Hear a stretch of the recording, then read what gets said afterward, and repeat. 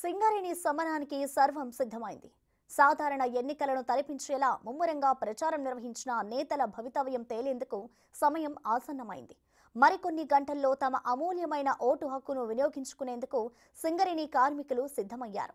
ప్రచార సమయం ముగిసే ఆఖరి నిమిషం వరకు కార్మికులను ప్రసన్నం చేసుకునేందుకు తీవ్ర ప్రయత్నం చేశారు నేతలు. అయితే వారిని మెప్పించిందెవరు అన్నది తమ ఓటుతో సమాధానం చెప్పనున్నారు బొగ్గుగని కార్మికులు.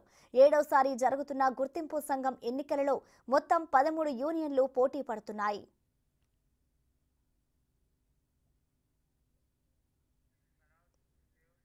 రాష్ట్రంలో కొమరం భీం, మంచిర్యాల, పెద్దపల్లి, జయశంకర్ భూపాలపల్లి, భద్రాద్రి కొత్తగూడెం, ఖమ్మం జిల్లాల పరిధిలోని 11 ఏరియాల్లో ఈ ఎన్నికలు జరుగుతున్నాయి.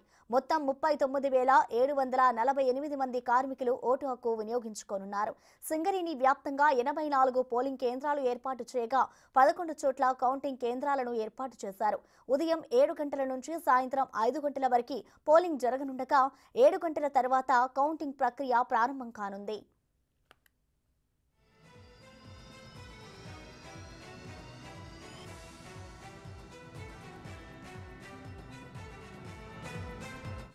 కొత్తగూడెం రీజియన్లో మొత్తం 24 పోలింగ్ బూతులకు 72 ఎన్నికల బాక్సులను కేటాయించగా 124 మంది ఎన్నికల సిబ్బందిని కేటాయించారు. రామగుండం రీజియన్లో కూడా ఏర్పాట్లు పూర్తి చేశారు. RG 1, 2, 3 ఏరియాలలో 11,819 మంది తమ ఓటు హక్కును వినియోగించుకోనున్నారు. 3 డివిజన్లలో మొత్తం 23 పోలింగ్ కేంద్రాలను ఏర్పాటు చేశారు.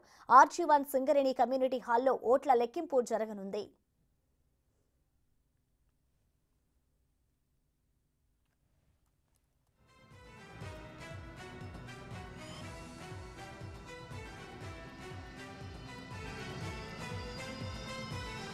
భూపాలపల్లి ఏరియాలో కూడా కట్టుదిట్టంగా ఏర్పాట్లు చేశారు. భూపాలపల్లి పరిధిలో 7 ఓపెన్ కాస్ట్, 2 ఓపెన్ కాస్టు, 4 భూగర్భ గనులు ఉన్నాయి.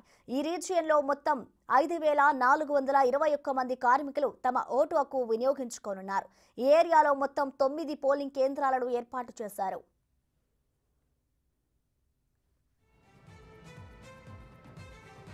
ఎన్నికలు శాంతియుత వాతావరణంలో నిర్వహించడానికి కార్మికులు, కార్మిక సంఘాలు, అధికారులు, ప్రభుత్వం పంపిన కేంద్ర కార్మిక శాఖ అధికారులు, రెవెన్యూ, పోలీసు సిబ్బంది అందరూ సహకరించాల్సిందిగా సింగరేణి యాజమాన్యం విజ్ఞప్తి చేసింది.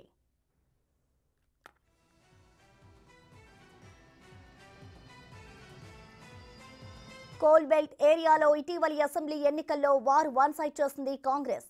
ఇప్పుడు జరగబోయే సింగరేణి ఎన్నికల్లోనూ హస్తం పార్టీ అనుబంధ విభాగం సత్తా చాటుతుందన్న అంచనాలు ఉన్నాయి. మరోవైపు ముచ్చటగా 3వసారి గెలిచి హ్యాట్రిక్ సాధించేందుకు వ్యూహాలు రచిస్తోంది TBGKS.